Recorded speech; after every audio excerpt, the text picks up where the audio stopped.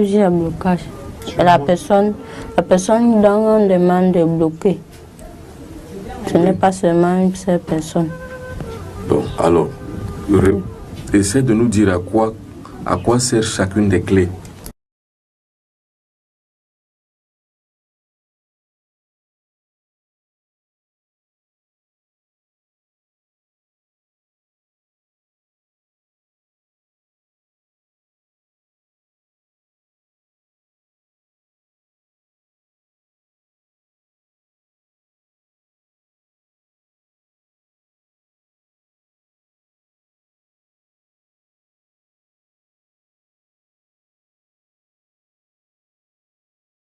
Essaie de nous dire à quoi sert chacune des clés.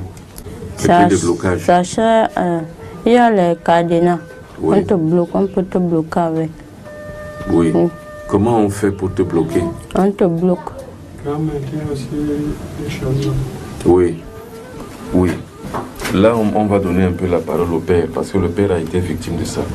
Oui, parce qu'il m'explique que il y a sur mon blocage. Oui. Comme là où nous sommes, on fait la vannerie, il y a des secteurs, des gens qui sont dans les sectes. Donc, ils se sont donc entendus. Oui. Il y a les blocages que quand on veut prendre quelqu'un dans le secte, Oui. on bloque ses activités de manière qu'on le récupère. Donc, dans les sectes. pour qu'il entre dans les sectes. Bon, il y a encore quel autre blocage? Il y a encore quel autre blocage? On peut se bloquer, on peut aussi t'attacher. On peut t'attacher. Oui. Et comment tu fais pour attacher? Par exemple, on peut prendre tes pièces d'argent, on attache. On prend les pièces d'argent, on t'attache. Oui. Bon, là maintenant, tout à l'heure, tu nous as montré qu'on a attaché ton père ici, Oui. dans le pied ici. Oui. C'est là où on a attaché ton père, donc tous les biens de ton père, c'est là où on les a attachés. Oui. Bon, alors maintenant, tu dis qu'il y a des cadenas magiques spéciaux. Oui. Bon, C'est là-bas. alors ces cadenas sont... Il y avait un cadenas dans ton ventre. Oui, ils ont récupéré. Bon, le cadenas là dans ton ventre, qui avait mis? C'est eux. Et ça servait à quoi le cadenas dans ton ventre? Pour marcher avec. Oui. Je marchais avec. Dans mon ventre. Et tu utilisais ça comment? Tu bloquais les gens avec ça ou ça te bloquait toi-même? Ça bloquait mon père, plutôt mon père. Bon, et maintenant donc, pour pouvoir bloquer ton père, Oui. on a mis le cadenas dans ton ventre. Oui. Bon, et on a aussi attaché ses affaires sur Mon pied. ton pied. Bon, maintenant alors, est-ce qu'il arrive, il y a aussi d'autres méthodes de blocage à part les cadenas? Les cadenas, on t'attache aussi. Bon, et maintenant, quand vous bloquez avec le cadenas, vous fermez avec la clé. Oui. Et toi, tu gardes la clé. Oui. J'ai Bon. pris la clé. Voilà. Et maintenant, il y a souvent certaines personnes en marchant dans la route sentent les toiles d'araignée qui les attrapent. Comment vous faites pour que les toiles d'araignée attrapent quelqu'un et prennent et le bloquent? Quand on met les toiles de l'araignée en route, ce n'est pas bon. Oui. C'est pour... Ça attire aussi tes chances. Ah, d'accord. Quand on peut te tendre un piège en route, quand tu traverses ça, ça te prend. Ah, donc, en même temps, les toiles d'araignée que les gens sentent souvent sur leur visage, sur leur corps, quand ils passent en route, c'est soit pour prendre leur chance, soit aussi pour les bloquer. Oui. Et Alors. pour les faire tomber dans les pièges. Et pour les faire tomber dans les pièges. En fait, c'est un piège que vous faites là. Oui. C'est-à-dire, comme l'araignée piège, par exemple, les insectes avec la toile, c'est comme ça que vous, les sorciers, vous piégez aussi les gens en mettant les toiles en route pour que ces gens-là soient arrêtés au même titre que les insectes sont arrêtés dans une toile d'araignée. Quand tu pars là-bas, ça c'est la bandana. Oui, parle fort. Quand tu attaches pour aller tuer les gens, Oui. on te donne Tu attaches ça où? sur ta face. Comment tu fais? Montre. Tu attaches. On te demande d'attacher ça sur la face. Tu attaches. Et ce bandana a le pouvoir. Oui, on met le pouvoir, c'est ça. Et qui met le pouvoir dedans? Et pour que tu sois méchant aussi. Oui. Il faut que tu sois méchant. Oui. Ah donc, le bandana, sinon seulement joue sur ta psychologie à pouvoir être un vrai guerrier pour aller tuer. Oui. Mais aussi, ça te permet aussi d'être très courageux. Oui. Voilà. Et tu as déjà utilisé ça plusieurs fois ou bien Oui, tout le temps? plusieurs fois. Mais est-ce que tout le temps tu n'utilises pas ça? Quand on dit de tuer, tu dois porter, tu dois attacher. Automatiquement, ça fait partie des armes que tu dois porter pour aller faire le mal. Oui. Bon. Et comment donc ça te fait quand tu mets ça sur ta tête? Ça te fait... Donc ça te fait... Donc tu deviens méchant. Donc c'est comme par exemple ici, un bandit, un malfaiteur prend la drogue pour pouvoir être plus méchant. Quand tu pars là-bas, on te demande, on vous donne d'abord le jus. Le jus là, ça te donne aussi la force. Et le jus là, c'est quoi? C'est le sang. Le sang humain. Oui. Ça te donne la force. Oui. Quand on te demande d'aller tuer quelqu'un, ou bien on t'envoie, tu pars. Et on te donne, quand tu reviens, on te donne la chair humaine pour manger. Bon, après et maintenant, le sang humain donne la force. La chair humaine donne quoi? Ça nourrit. Ça te nourrit? Oui. Bon, et quand vous mangez la chair humaine, comment comme ça? Dis-nous d'abord, la chair humaine a quel goût? C'est un goût un peu salé. Et le sang a quel goût? Un goût un peu salé aussi. Bon, c'est-à-dire que ici, dans ce monde-ci, le goût là n'est pas bon, n'est-ce pas? Mais dans votre monde là-bas, le goût là est bon. Bon, et vous vous nourrissez de ça pour pouvoir vivre. Bon, maintenant, dis-moi, les gens que vous tuez, vous les mangez immédiatement ou alors vous mangez leur corps dans l'invisible? Vous les mangez comment? On le mange invisible. D'accord. Par exemple, je prends un exemple.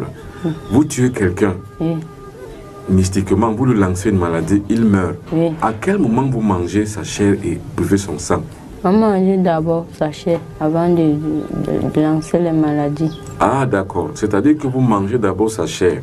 Mais si vous mangez sa chair, il doit mourir immédiatement. Pourquoi il ne meurt pas immédiatement? Il ne peut pas mourir. On va faire les trucs là pour qu'il ne meure pas. Ah bon. Donc quand vous mangez maintenant son corps, sa chair, vous faites une magie pour qu'il ne meure pas immédiatement. Vous pouvez manger quelqu'un comme ça pendant combien de jours? On peut même pousser même à 2 ans pour qu'il ne meure. Ah, donc quand vous mangez quelqu'un, vous mangez, vous le rongez à petit feu. Et vous prolongez sa vie, qu'il ne meure pas rapidement jusqu'à ce que vous l'ayez suffisamment mangé. Mais comment la personne sent son corps quand vous le mangez comme ça pendant 2 ans? Il ne peut pas sentir. Il ne sent rien. Il ne sent pas la maladie, il ne sent pas la fatigue, il ne sent rien. Non. Mais vous vous mettez à le manger. Et quand vous le mangez donc comme ça pendant 2 ans, vous pouvez décider que c'est fini, il meurt. Et quand vous le mangez, est-ce qu'au fur et à mesure, sa chair finit? Oui, ça finit. Et quand la chair est finie complètement? Il reste toujours en vie. Et puis enfin, c'est vous qui décidez quand vous allez le tuer? Oh oui. Est-ce que là-bas, vous connaissez vraiment Dieu? Non. Qui vous connaissez là-bas? C'est Lucifer, Belzébuth, vous connaissez qui? Tout. Vous connaissez Lucifer aussi? Oui. Est-ce que vous invoquez Lucifer là-bas? Il est là-bas. Il est là-bas avec vous? C'est ça le mec qu'ils invoquent. Il y a aussi Belzébuth? Oui. Il y a encore qui? Il y a Satan. C'est Satan qui est Lucifer, Belzébuth et Astaroth. Bon, maintenant, qui t'a appris le nom de Belzébuth? C'est là-bas? Ce sont les gens de là-bas. D'accord, ok. Maintenant, quand vous finissez donc de tuer quelqu'un comme ça, de manger quelqu'un comme ça, cru, et après il meurt. Bon, tu connais quelqu'un que vous avez fait ça, il est mort? Oui. C'était qui? C'était un voisin du village. Un voisin du village? Et quand quelqu'un meurt comme ça, toi, tu as des regrets ou tu n'as pas de regrets? Tu ne dois pas avoir de regrets ni pleurer. Tu es content? Oui. Bon, mais est-ce que les gens arrivent souvent à savoir que c'est vous qui les tuez? Oui. Et ils font quoi? Ils ne font rien. Mais quand ils font la magie, par exemple, quand les gens vont faire le contre-envoûtement, donc le choc en retour, par exemple, ils font les gris-gris pour que les personnes qui ont tué cette personne-là meurent. Est-ce que ça vous atteint? On peut, quand on fait comme ça, si on a des sentiments qu'il y a des gens qui peuvent faire comme ça, on attache, on fait des sacrifices pour que ça n'arrive pas. Ok, donc vous vous protégez pour que même s'ils font les gris-gris que les gens qui ont tué la personne la meurent. Oui. Ça ne vous arrive pas, ça ne vous atteint pas, parce que vous attachez avant. Oui. Est-ce que tu as autre chose sur le cannibalisme, sur le fait de tuer les gens et manger à dire? C'est tout ce que tu avais à dire ou tu as autre chose que tu as oublié? On empoisonne aussi. Non, à part la poudre de nuit que tu as montée tout à l'heure, il y a un autre empoisonnement? Oui. Bon, est-ce que vous causez les accidents aussi? Oui, on cause. Bon, comment vous causez les accidents là-bas chez vous? Peut-être qu'on peut manger quelqu'un là-bas. Oui. On lui pousse dans quelque chose, ou bien il cherche les problèmes à quelqu'un, quelqu'un lui tape, il meurt. Ok. Ou bien la voiture lui cogne, Oui. il meurt. Donc tous les accidents qu'on voit, ce n'est pas seulement naturel. Oui. Souvent vous les causez. Oui. Bon, vous causez comme ça. Est-ce que vous pouvez aussi causer par exemple la bagarre entre deux personnes puis quelqu'un meurt entre eux? Oui. Quand on a fini de manger quelqu'un, on le pousse d'aller chercher les problèmes. Donc c'est vous qui l'inspirez à aller chercher les problèmes? Oui. Il est déjà sur concours. Et vous contrôlez vraiment son acte et son geste. Bon, est-ce que tu peux me raconter une histoire où toi tu connais, où tu es allé, ou bien où vous avez fait que quelqu'un meure par accident? C'était quoi par exemple? Donc, on avait tué la personne et on ferme tes yeux. Oui. Que toi, tu vois que tu es en train de voir. Ou bien tu traverses la route. Oui. La voiture vient te cogner. Oui. Ou bien on ferme les yeux du chauffeur. Oui. La voiture vient te cogner. Et quand quelqu'un meurt donc comme ça, vous récupérez son sang, ou bien vous avez déjà pris le sang depuis? Vous avez déjà pris le sang. Vous avez déjà mangé même la chair depuis. Oui. Maintenant, vous provoquez seulement que ça arrive pour qu'on voie que c'est l'accident, alors que vous l'avez tué. Sans les chaussures qu'on me demande de porter quand je pars là-bas. Oui, tu portes ça pourquoi? Parce que ils m'ont demandé de porter. Pourquoi? Ça sert à quoi quand tu les portes là-bas ou tu ne les portes pas? Ça sert à quoi là-bas? Parce que ça allait plaire là-bas. Ah, ça, ce sont des chaussures d'élégance ou alors les chaussures mystiques qui te servent à... Ça te sert à marcher d'un point à un autre. Oui. C'est-à-dire que, par exemple, comme quelqu'un qui est dans la Lune, qui marche sur la Lune, il doit avoir une combinaison spéciale. Oui. Donc toi aussi là-bas, avant de marcher là-bas, dans le monde invisible où tu vas, il faut que tu aies des chaussures. Oui. Bon, là, tu peux passer par n'importe où et faire n'importe quoi. Oui. Et si tu n'as pas les chaussures? On te donne les chaussures là-bas. Non, je dis si tu ne portes pas les chaussures là-bas, qu'est-ce qui va se passer? C'est pas, tu ne peux pas, il y a le froid. Ah, donc c'est une combinaison que tu dois forcément mettre parce que le monde là-bas est très froid. Oui. Alors, maintenant, montre bien tes pieds. Il y a d'autres choses qui sont dans tes pieds. Qu'est-ce qu'on a mis dans tes pieds? C'est ici qu'on a attaché les marchandises de mon père ici. C'est-à-dire là pour blocage. Oui. Bon, il y a quoi d'autre encore sur tes pieds? Parce que c'est les mêmes pieds qui doivent mettre ces chaussures. Nous voulons trouver le lien entre tes pieds et les chaussures. Qu'est-ce qu'on a encore mis? Rien à part que le blocage. Donc c'est là où on a attaché le succès, donc la réussite, les affaires de ton père, pour que ton père ne prospère pas. Voilà. Et l'autre pied, on a mis quoi? Rien. Rien. Il n'y a que là qu'on a pris le pied. Qui a attaché les affaires de ton père? C'est toi-même ou bien c'est eux? C'est eux. Comment tu arrives à le faire? On te fait apparaître dans les rôles d'une personne. Oui. Tu commences à... On te donne un pouvoir. Oui. Que tu commences à lui faire les couches de nuit. Oui. Et tu retires sa chance. Tu peux le donner. Donc, quand tu fais les couches de nuit à une femme, toi personnellement, tu as à retirer les chances et tu vas donner ça aux gens qui t'envoient. Oui. Et toujours, comment ils font pour que tu apparaisses dans ces rêves? C'est eux seuls qui font. Oui, c'est eux. Mais toi, tu n'as pas ce secret-là. Non. Ce n'est pas ton niveau là-bas. Oui. Bon, et maintenant, est-ce qu'il y a des signes que tu fais? Non, c'est eux qui font. Ils font souvent comment? Ils font... Ce que tu as souvent vu. Oui, ils font les incantations. Tu as parlé dans ces rêves. Et dans les incantations qu'ils font, c'est quelle langue? Tu ne comprends pas. Ce n'est pas une langue d'ici là. C'est leur langue de là-bas? Oui. Bon, c'est la langue des génies, ainsi de suite. Oui. Voilà. Et maintenant, est-ce qu'il peut aussi arriver que vous fassiez ça aussi aux hommes? des couches de nuit aux hommes? On envoie les femmes. Ah, là, dans ce côté-là, ce cas-là, c'est les femmes qu'on envoie. Oui. Mais tu n'as jamais vu un cas où c'est un homme qu'on envoie pour un homme et une femme qu'on envoie pour une femme? Oui. D'accord. Et quand vous faites ça comme ça, quel est le signe qui montre que le matin, quand quelqu'un se réveille, quel est le signe qui montre qu'il a eu des couches de nuit? Le matin, il va trouver que son habit est mouillé.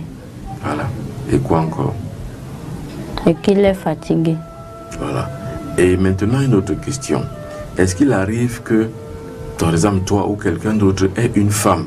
Oui. C'est-à-dire que est une femme qui est dans le jour comme ça, et lui, comme il est mari de nuit, oui. Est-ce qu'il devient le mari de nuit de la femme là? C'est-à-dire que, par exemple, toi, tu peux habiter une femme que toutes les nuits, tu la prends comme ta femme, tu lui fais des couches de nuit. Oui. Voilà. Et là, alors, en ce moment-là, lui, elle, la femme, ne sent plus rien avec son mari. Oui. C'est seulement avec toi qui viens la coucher la nuit qu'elle sent le plaisir. Oui. Voilà. Et ça, qui fait ça? C'est toi-même ou c'est toujours eux qui t'envoient là-bas? C'est eux qui m'envoient. Voilà. Et quand tu as une telle femme comme ça, qu'est-ce que tu gagnes? C'est toujours les chances que tu lui retires? Oui. Quand on te demande les chances, tu leur donnes. Bon, il y a d'autres femmes qui ont plus de chances que d'autres. Oui. Donc, mais comment vous savez qu'une femme a plus de chances que telle autre? C'est eux qui connaissent, ils t'envoient seulement. Bon. Et les chances que vous retirez, vous faites quoi avec ça? Ça vous sert on à quoi? peut donner à le mec qui... Mais lui fait quoi avec ces chances-là? C'est lui qui l'utilise. Pour faire quoi? Il peut manger. On mange la chance des gens là-bas? Oui. Il peut encore faire quoi? Pour avoir aussi la puissance. Ah, donc la chance peut donner en même temps la puissance et en même temps servir de nourriture. Oui. Toi, tu as déjà mangé la chance? Oui, on te donne aussi. C'est comment la chance? Quand tu manges la chance de quelqu'un, c'est comment? Ça te donne aussi... Ça te donne la puissance aussi. Bon, mais à quoi ressemble la chance? Quand vous retirez la chance dans le corps de quelqu'un, à quoi ça ressemble? Ça ressemble à... On peut consommer ça. Ça devient la nourriture. Ah. Donc, en fait, à l'origine, la chance est une entité invisible Oui. et informe. Oui. Maintenant, ça dépend seulement de la forme qu'on lui donne. Ça peut être un habit, ça peut être l'aliment, ça peut être la voiture. Oui. Donc maintenant, vous pouvez consommer ça si c'est par exemple de la nourriture. C'est le poison de nuit. Quand on te donne la nourriture que tu mets la nuit, c'est le poison aussi qu'on a sorcelé avec. Donc tu rêves, quelqu'un rêve qu'il est en train de manger la nuit. Oui. Alors que forcément, on a mis le poison de nuit. Oui. Alors, qu'est-ce que ça va causer dans le corps de quelqu'un qui a mangé ça la nuit? Son ventre va commencer à faire mal le matin. Quand il se réveille? Oui. Oui. Et il se réveille qu'il n'est pas affamé le matin. Il peut faire toute la journée sans avoir faim. Parce que vous lui avez fait manger la nuit? Oui. Ou vous avez mis la poudre? On a fait manger la nuit, on a mis la poudre. Voilà. Et la nourriture que vous le faites manger, qui prépare ça? C'est les gens de là-bas, les chefs. Et c'est eux qui t'ont souvent chargé d'aller faire manger les gens la nuit. Oui. Tu as déjà fait manger les gens, combien de gens la nuit, le poison de nuit? Plusieurs personnes. Voilà. Raconte-nous une seule histoire que tu connais, que tu te rappelles que tu as fait. Ça s'est passé comment? Quand on te donne ça la nuit, de manger, quand tu manges le ventre...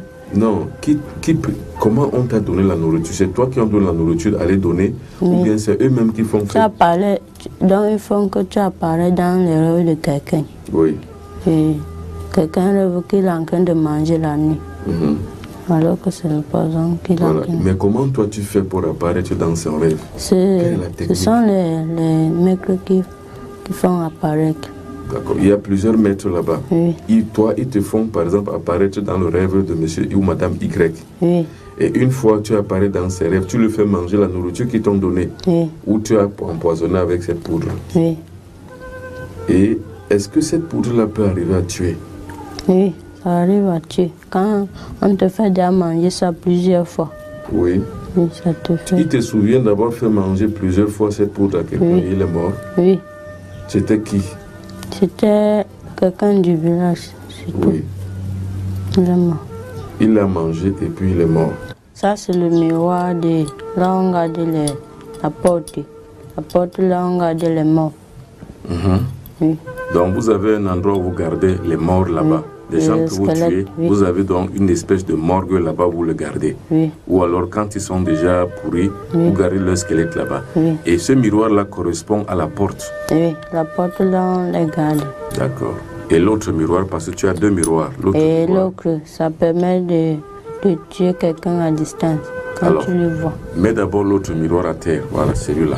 Montre-nous comment vous faites pour tuer des personnes à distance. Quand tu invoques la personne que on t'a demandé de tuer, oui. Tu l'invoques, il apparaît dans le miroir. Oui. Tu lui piques. Tu piques à quel endroit? Tu piques n'importe quel endroit. L'endroit où tu voudrais le voir souffrir. Là, on m'a demandé de piquer. Ah bon, donc c'est d'abord le maître. Alors, mais comment tu as fait pour avoir le miroir là? Comment il t'a donné ça? Ou bien c'est toi qui l'as transformé ou c'est lui qui l'a transformé comme ça? C'était le miroir de la maison et ça s'est cassé. On m'a demandé de prendre. Bon, quand tu as donc pris, tu as mené ça là-bas, ils ont travaillé ça. Ils ont travaillé ça étant ici. Bon, je veux que tu expliques encore. Par exemple, une personne qui est en France, toi tu es au Cameroun, et une personne est en France, donc à 6000 km du Cameroun, là où tu te trouves.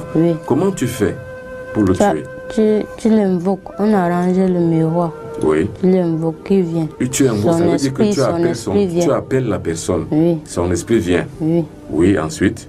Tu lui vois. Tu lui piques. Là, on t'a demandé de piquer. Voilà. Et après, qu'est-ce qui va se passer? Après, il va commencer à souffrir. Oui. Bon, après, regardez bien la caméra toi-même. Alors, quand tu fais ça à quelqu'un, et tu t'attends qu'automatiquement il va commencer à souffrir. Oui. Bon, alors qu'est-ce qui va se passer? La souffrance sera comment? Oui, il va commencer à avoir mal quelque part. Oui. Après ça, il va mourir. Bon, donne-moi un exemple de quelqu'un dont tu avais tué comme ça, avec le miroir à distance. On m'a demandé de piquer quelqu'un avec.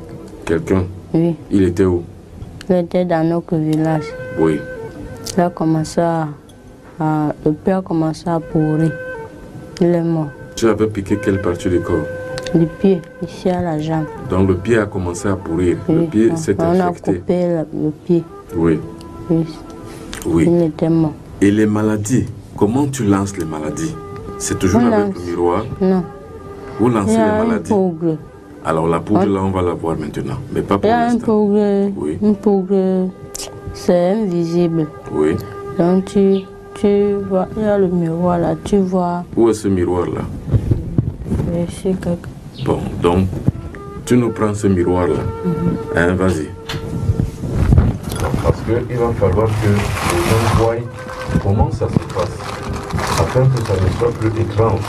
Que les gens voient comment ça se passe. Et je rappelle que la culture nationale, donc, ils sont dedans. Donc, il va donc se charger de sortir le miroir et de montrer comment ils envoient souvent le sida aux gens, comment ils envoient souvent le cancer aux gens, comment ils envoient souvent le palud aux gens. Voilà donc le fameux miroir.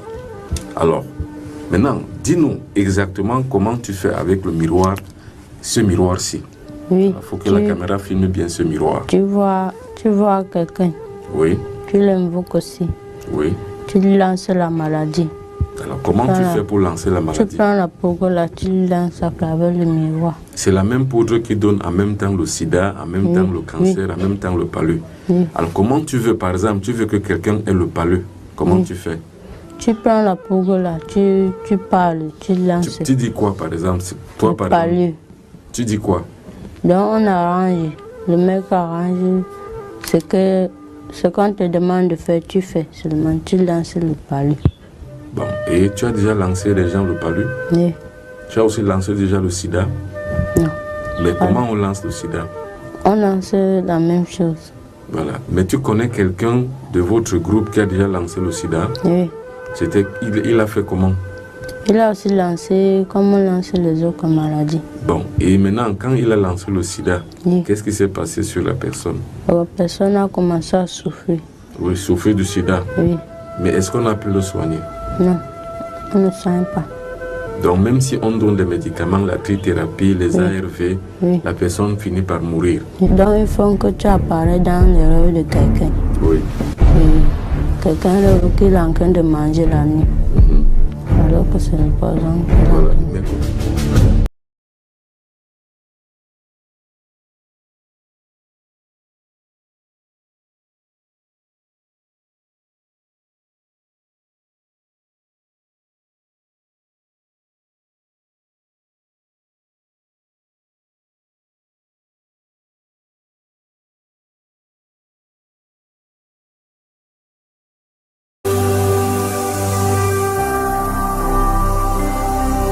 Jésus-Christ TV.